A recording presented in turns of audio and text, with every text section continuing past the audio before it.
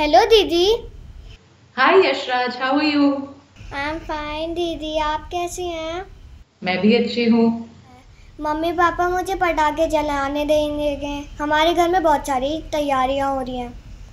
हम ओके। पूजा करेंगे, रंगोली बनाएंगे, तो सफाई हो जाएगी, ये सब हो जाएगा, लेकिन पटाखे नहीं मिल रहे कहीं भी। तो पटाखों के बिना हम बच्चे दिवाली कैसे मनाएं? पटाखों के बिना दिवाली कैसे मनाएं? और पटाखे इस बार क्यों नहीं मिल रहे? क्योंकि बहुत ज़्यादा पॉल्यूशन है। क्योंकि सरकार ने पटाखे बैन कर दिए हैं पोल्यूशन को देख के, और दूसरा रीजन है कोरोना को देख के। जिन लोगों को कोविड हुआ है उनकी भी हालत बेकार हो सकती है इससे, और पोल्यूशन बहुत ज्यादा बढ़ सकता है। तो यशराज, आप मुझे पहले बताओ कि क्या मजा आता है पटाखे चलाने में? दिवाली का मजा कैसे आता है पटाखे जलाने में? क्या पसंद है आपको पटाखों के बारे में? अरे मज़ा आता है बहुत। मजा आता है, लाइट आती है उसमें से, स्पार्क्स आते हैं, वो अच्छा लगता है। जो ऊपर हवा में फटता है वो वाला। वो वाला भी okay. So you like all those lights and colours.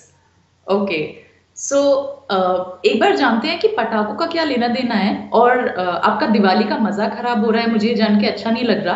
पर हम सोचेंगे कि इसके कुछ ऑल्टरनेटिव्स क्या हो सकते हैं, हम पटाखों की जगह और क्या कर सकते हैं, और पटाखे क्यों नहीं। ठीक है। सबसे पहले तो पटाखे पोल्यूशन करते हैं, और ये सिर्फ दिवाली की बात नहीं है। आपको याद होगा हमारे प्राइम मिनिस्टर ने हमें एक बार लॉकडाउन के टाइम पे भी दिए जलाने को कहा था। आपको याद है? और तब भी लोगों ने क्या किया था, तब भी पटाखे चला दिए। और जब कोई इंडिया क्रिकेट मैच जीत जाता है तब क्या करते हैं लोग? जब इंडिया क्रिकेट मैच जीत जाता है तो भी पटाखे जलाते हैं, तो भी खुशी मनाते हैं। तो लोगों का खुशी मनाने का तरीका हो गया है पटाखे जलाना। पर पटाखे जलाने से बहुत ज्यादा पोल्यूशन फैलता है, और आपने देखा होगा दिवाली के अगले दिन अक्सर सड़कों पे तो पटाखों का कूड़ा होता ही है, हवा में भी क्लियर नहीं दिखता हमें। है ना, हमें पास की चीजें भी क्लियर नहीं दिखती, और वो जो धुआं होता है उसको कहते हैं स्मॉग। तो स्मॉग, तो इसलिए हम कोशिश करेंगे कि इस बार की दिवाली क्लीन हो और ग्रीन हो। अब वो कैसे हो सकती है? दिवाली को कहते हैं दीपावली, दीपावली भी कहते हैं ना दिवाली को। उसका मतलब पता है क्या होता है? मतलब आप गेस करने की कोशिश करो, दीपावली का मतलब क्या हो सकता है? मैम, दीपा का मतलब दिया जलाना। Very good, very good. That's exactly correct. So Deepawali मतलब दियों की एक लाइन। इस बार अगर हमें अपना पोल्यूशन कंट्रोल में रखना है और हमें क्लीन हवा चाहिए जिसमें हम सांस ले सकें, तो जरूरी है कि हम वापस उसी मीनिंग पे जाएं दीपावली के, जिस जो वो दिखाती है। जैसे दिए जलाएं, रंगोली बनाएं, आपस में मिलें, और यही तो सब होता है ना दिवाली पे। और आप क्या क्या करते हो? मैं पूजा करता हूँ, रंगोली बनाता हूँ, पटाखे भी वो करने पड़ते हैं, लेकिन इस बार तो नहीं कर पाएंगे। इस बार नहीं है। ठीक है, तो मैं आपको एक और चीज दिखाती हूँ। अभी आपने जैसे हम बात कर रहे थे स्मॉग की, कुछ दिन होते हैं बाहर बहुत क्लियर दिखता है, अच्छी सी धूप आती है, और कुछ दिन होते हैं धूप भी नहीं आती, पूरा धुंधला दिखता है, सामने की चीज भी नहीं दिख रही होती। तो तब तो हमें पता चल जाता है कि हाँ, हवा में कुछ गड़बड़ है। पर हर बार ऐसा नहीं होता, हर बार हम देख के नहीं बता सकते कि हवा में गड़बड़ है। तो जो हम चीजें देख नहीं सकते उनके बारे में हमें कौन बता सकता है?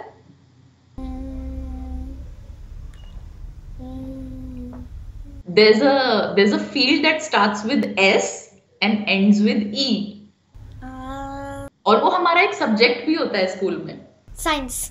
Science, very nice. जब हम खुद आंखों से नहीं देख पाते पोल्यूशन, तो हमें साइंस बता सकती है पोल्यूशन के बारे में। अब हम जानते हैं कि हम कैसे देख सकते हैं वो। तो मैं आपको अभी एक चीज दिखाती हूँ। आपको जब मेरी स्क्रीन दिखे तो आप बताना। ठीक है, यहाँ पे आपको बहुत सारे कलर्स दिख रहे होंगे। ये एक चीज है जो गूगल पे अवेलेबल है, और हम छोटे बच्चे भी और बड़े बड़े हमारे एडल्ट्स, पेरेंट्स भी यहाँ से पता लगा सकते हैं कि एयर की क्वालिटी कैसी है, एयर पोल्यूशन है या नहीं। आप सिंपल गूगल पे AQI यानी कि एयर क्वालिटी इंडेक्स अगर सिंपल सा टाइप करेंगे, आपको ये लिंक मिल जाएगा। और आप यहाँ पे देख रहे हैं दिल्ली में क्या लिखा है? Very poor. Very poor. और ये कलर कौन सा है 378 के पास? ऑरेंज। ये है red, red colour. Red colour मतलब डेंजर। तो दिल्ली की एयर क्वालिटी अभी इतनी गंदी है कि वो रेड कलर की है और वेरी पुअर है। अगर मैं एक और जगह देखूं, आपको पता है जहांगीरपुरी कहाँ है दिल्ली में? नहीं ma'am. Jahangirpuri is in north Delhi. तो वहां पे भी देखो वेरी पुअर आ रहा है। यहाँ पे अगर ग्रीन कलर आता है तो मतलब हवा साफ है, और अब लाल कलर आ रहा है तो मतलब हवा बहुत पोल्यूटेड है।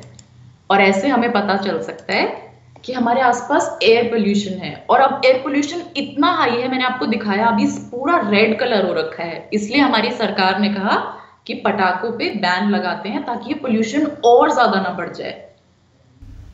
तो अभी आपको पता है, हम इसे अपने पेरेंट्स को बता सकते हैं, हम इसे अपने फ्रेंड्स को बता सकते हैं।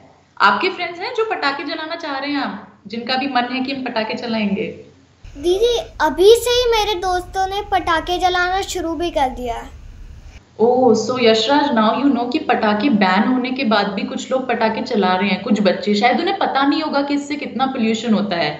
सो अब आप ये वीडियोस बना रहे हैं, I am really proud of you. आप अब उन्हें बता सकते हैं कि इससे कितना पोल्यूशन होता है। और पॉल्यूशन बहुत ज़्यादा है बाहर। बिल्कुल। तो ऐसे में हम मास्क लगा के बाहर जाएं, मास्क लगा के कोरोना से तो बच जाएंगे, लेकिन क्या पॉल्यूशन से भी बच पाएंगे मास्क लगा के? बहुत अच्छा सवाल पूछा आपने। मास्क हमें कुछ चीजों से बचाता है। हमारी हवा में बहुत सारा तरह तरह का पोल्यूशन है। कुछ हमें दिखता है आंखों से, कुछ नहीं दिखता, कुछ बहुत छोटे पार्टिकल्स होते हैं। तो मास्क हमें कुछ तरह के पोल्यूशन से बचा लेता है, पर पूरी तरह से नहीं बचाता। जब हमने वहां पे चार्ट देखा, अगर वहां पे रेड कलर है किसी दिन, मतलब एयर क्वालिटी बहुत गंदी है, तो हमें कोशिश करना चाहिए कि हम कम से कम बाहर जाएं, कम से कम देर बाहर रहें, और जितना देर रहें मास्क बिल्कुल पहन के रखें। पर अगर एयर क्वालिटी थोड़ी अच्छी है तो हम बाहर फिर भी जा सकते हैं, पर मास्क के बिना नहीं। और अगर अब पॉल्यूशन बढ़ता जा रहा है तो हम इस समय में हम बाहर कैसे, मतलब बाहर खेलने जा सकते हैं? सो अभी हमने देखा कि आजकल ना सिर्फ दिल्ली का, हर स्टेट में, भारत के हर स्टेट में बहुत ज्यादा पोल्यूशन बढ़ रहा है।